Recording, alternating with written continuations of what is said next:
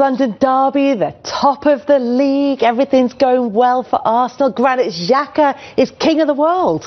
Yeah, he is. Delighted for him, the way it's gone, and the amount of managers have had faith in his ability and what he can do. To finally see him doing it under Mikel is obviously recognised that he needs to be pushed further forward. Me and Tim was talking about in the green room, and you put Granit Xhaka in a more defensive role with that kind of responsibility, with a player that doesn't really take people on. He hasn't got that kind of skill. He hasn't got that pace to get away from people. And what we found is that there were silly fouls, bookings, and giving the ball away. Obviously, that's not where he should have been playing. And, you know, thank God Mikel's found it from him, because he is so potent, because he's playing in a more advanced position. He's getting the ball when he's got a bit of time on it. He's got the capability and the ability to pass it through lines. He's got a great cross through. So now we're seeing the best of him. And I'm really pleased for him. It's been a brilliant transition. But this is, we'll talk a bit more about him as a player and the changes that have helped him. But just purely on a connection with the fans, on terms of his state of mind, everything. I mean, this is a player who was storming off in the Palace game, arguing with the fans, complaining afterwards. He did a big piece in the Players' Tribune about how much stick he'd got from them and how difficult his relationship was with the Arsenal fans. Yes. Has it healed? Yes. Yeah, absolutely it has, because the thing with fans, and I have to say particularly with Arsenal fans, is that they want to forgive a player. They want a player to rise again from the ashes, you know, like he has done. And what's happened is that Mikel has given him the opportunity to do that, because if he was continuing to play where he was playing, we're saying Granit's been there for what, 6 years now, coming to 6 years, and you have to say the last under Mikel is where we've seen the progression of him. So the years before, you could count on one hand the amount of games, you know, good games he's had, because he wasn't playing in the right place. Now the fans are seeing what he can bring, seeing that he has got massive value to what Mikel's doing in respect of offensively. Of course they're gonna turn and like him, because, you know, especially watching the Arsenal documentary, you know, people see the kind of player he is and why those certain managers have kept him around the place, because he's great around the place. He's great with the lads. He's a good pro. Didn't the players vote for him as captain as well? Yeah, they did vote for him as captain, because he's that kind of leader. Now seeing him playing where he wants to play, and he's leading not only just because of the attitude and the personality he's in the dressing room, but through his actions on the pitch as well. Now he's getting even more love from the fans, because now we're seeing the best of him. I mean, you know that area of the pitch better than any of us on here. But so when you look at the changes, the fact that he is playing further forward, what is it? Is it the fact that he's lost a bit of responsibility, or is it the fact that he's gained license to yes, forward? But also you've got a different blend in there now, Kels. You know, Odegaard helps massively with the creativity of it. You know, they've got Saka out left. You know exactly how they want to play now. I think Mikel's got his identity into that side, and he's realised that Granit's probably not the most responsible. Even at the weekend, he gives the ball away for the penalty. You need to keep him away from his own goal, and he will go back and he will help out, because he's all about energy. He's 100 mile an hour, you know, and Wright is right. He does drive forward. He can get himself into the box. He plays like he now plays for Arsenal. He plays his best football for Switzerland, and everyone was saying, well, why can't he produce that for Arsenal? Because he was in a different role, and now he's in exactly the same role. But I think it's the blend, and I've got a lot of time for Granit Xhaka after, you know, the reaction was wrong.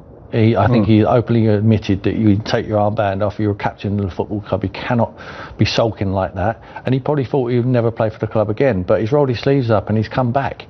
And I see a lot of character in a man who does that and wants to do it at a huge football club. He's obviously looked at other clubs. I think Roma or Mourinho was looking to bring him in there, but he's never ever, Granit Xhaka is never going to play for a bigger football club than Arsenal. And I think it's hit home to him, and he's realised that he needs to knuckle down, and I think he's done that, and I give him a lot of respect. That blend that Tim talks about in midfield, right across the pitch, seems to be coming together under Mikel Arteta, and that's why Arsenal find themselves top of the league. The difference in how they've started this season compared to how they started last season is just night and day. And I think that's really important for them, because we saw them put together a really good middle of the season run last season. They kind of run out of gas towards the end, so giving themselves a bit bit of a head start, which I personally don't think they're going to probably be able to hold on to this position. Sorry, Wrighty. But I think it gives them as good a head start as anyone to make sure that they get that Champions League place, because last season they started so badly, put together that middle run, then finished so badly. They need to start off on the right foot and also make the most of having a fairly fit squad right now. I know there's already talk of bringing an extra midfielder in January, and I think that will be the difference between a team like Arsenal and a team like Manchester City, is the depth. It's just so different, and they will be hit by injuries. They will impact that squad a lot, but right now, while you've got fit players, you have to make the most of it in these big games, and it'll be interesting to see what they do against Liverpool as well. Flo, do you not see them as the second best team in the Premier League? I think right now I would probably say they're the second best. I think Chelsea, new manager obviously, and still searching for form, and I think it's been a difficult season. United, I would say the same thing. And Tottenham, I think, we were speaking about it before, I think when their plan works, it's great, and when it doesn't work, it's not so good. But it's whether they can hold on to it, and I think it's that fitness, because I just don't see a way that Arsenal can hold on to a fully fit squad to retain second place. Yeah, but while Arsenal top, I think Man City are the second best team in the league. But do you think that'll hold on? Do you think they'll hold on to second? No, well, the thing is, you can't look at a Manchester City side like that with the depth, like you rightly say, and with Arsenal, where still at this point, a couple of players out of there, then it kind of like skews it a little bit. But all you can do is just like them pacemakers, just lead from the front and hope they can't catch you. But like they've got City chasing them. That's the main thing. What I read the other day, which was really interesting to read, is that a team with this many points at this stage of the season have always made top four. Arsenal are trying to make top four, and that for me is the focus. You can't legislate for injuries, but as long as what I've seen of them from the start of the season to now is an intensity, a crowd, and a belief that they can do something. We're trying to chase down City. Everybody are trying to chase down City, but all they can do now is what they're doing, and that is continue to do what they're doing. Again, Liverpool's going to be a big test. The first team they played, even the way they're playing. Yeah, but the thing is because again, Liverpool playing against Liverpool, we saw what happened with Man United. And Man United beat them. A couple of mistakes where Arsenal, Man United beat them. That's how small the margins are. Liverpool, again, defensively, you could see they can be got at, but can you sustain it against that team? Because again, Liverpool have got the kind of players that offensively can hurt you. Now, I don't believe that Arsenal should be going into that game feeling like you're at home. You should be beating this Liverpool side in the form they're in at the moment, and that is how you should be approaching the game. Because what I saw of Liverpool is that this is the time to play them. This is the time to play them. So Arsenal, with the belief, with the way they're playing, everybody's buzzing. There's no injuries really. This is the kind of game where they've got to go for me at home and beat Liverpool. We have to beat them if we're serious about trying to get where we want to be, and that is the top four and pushing Manchester City as far as you can. Also, it's a good season to have good form. We haven't quite seen a season this recently where you've got so many big teams struggling for form. Last time that happened was Leicester. That's going to help them, and I think that'll, not to say that they don't deserve to be in that position, but that is giving them a little bit of a helping hand. But it's interesting because I think everybody predicting this season thought we're going to have so many top teams hitting form that actually they're going to end up taking points off each other. That's not the way it's worked out. No, we've seen that middle pack growing as well and chasing those top teams and getting really good results. You saw what Brighton did first, day with a new manager, and they already take points at Liverpool. So I think that is going to play into Arsenal's hands a little bit because they can reap the benefits of all of these teams struggling. What do you think the Arsenal players think that they can do? Because I've heard a lot of them talk about the confidence. Arteta talked about the bond between players and staff and the crowd, that kind of holy trinity in football. Aaron Ramsdale saying we were really stung by missing out on Champions League qualification last season. We really want to, that's motivating us this time around. He said they sort of burned for it and they were desperate to get this success. Would that mean finishing in second place? Would that be Arsenal's peak finish this season, do you think? Well, their remit is to get back into the Champions League, because firstly what that will do is that will attract another level of player. Sorry, what I'm trying to ask is that the least they can aim for? I think so. Yeah, I think so. The least because they if can. I'm in that dressing room now with no injuries, everything, it will be buzzing right now in the dressing room. You know what it's like, Tim, when you're not even when you're top, just when you're playing well and you know you've got a great game coming next, you're buzzing. if Arsenal players are not thinking about trying to win the league, then they won't stay there, because you can't be up there thinking about like Blackburn, like when you're winning the league. You can't be thinking about, well, we're not meant to be here. Nobody thinks we can do it, so we're just going to stay as long as we can. And then when we start losing, that was it. But we had a great goal. Yeah. Arsenal players at the moment should be thinking of trying to win the league, because the least that's going to happen is you're going to be in the Champions League places, and that is what they started at the season wanting. But all you've got to do is, like Flo said, you've just got to take the next game as it comes and see where it takes you. Because I wouldn't be thinking of, in that just, I don't want to be just fourth now. I want to win the league. Yeah. That's what should be pushing them. Yeah. That's what I think. Blackburn's quite a good analogy with that, in that you think, because everybody thinks, oh, they're going to get caught. They're going to get caught. But it's almost that thing of when you go. But the worry is in that situation, because City have been so dominant, because they have been setting these 90+ points totals. Yeah. There is a danger then if Arsenal think, right, we're going head to head with City, they lose one game, they drop behind them, and they think, well, the league's gone now, and that can be really deflating. So it's about kind of, yes, okay, thinking that's my overall season ambition, or that's our overall season ambition, but you have to win each individual.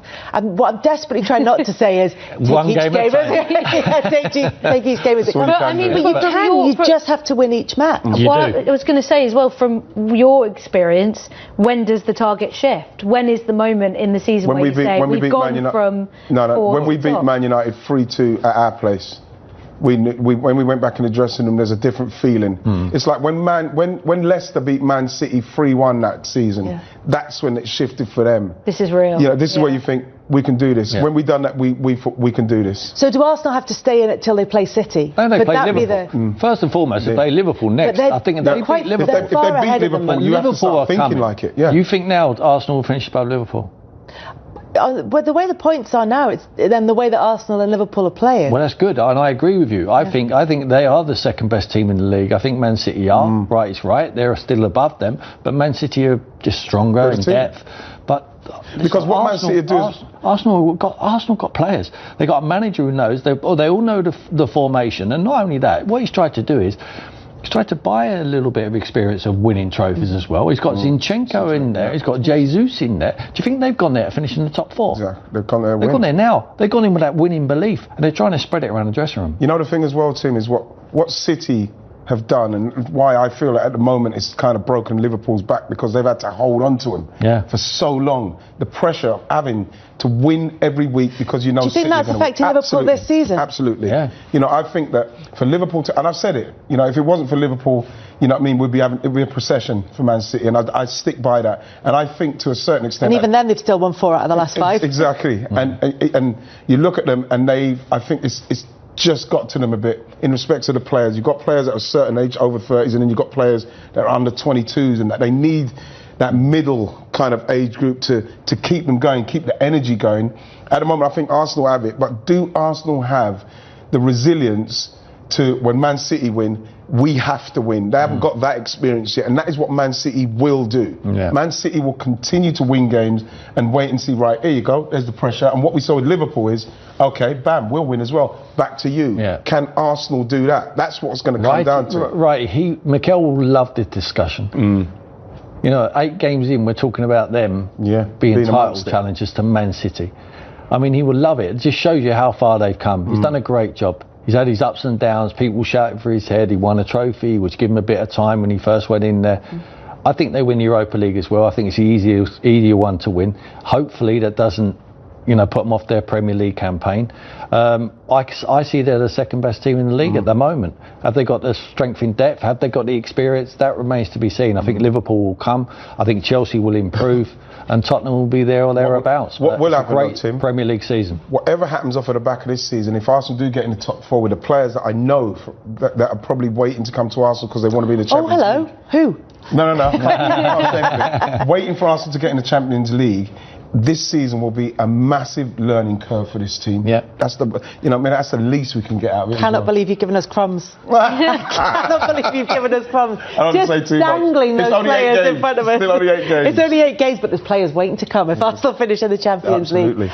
We are next going to focus on the Midlands, where there's all kinds of stories brewing, but not necessarily positive ones. We've had a managerial sack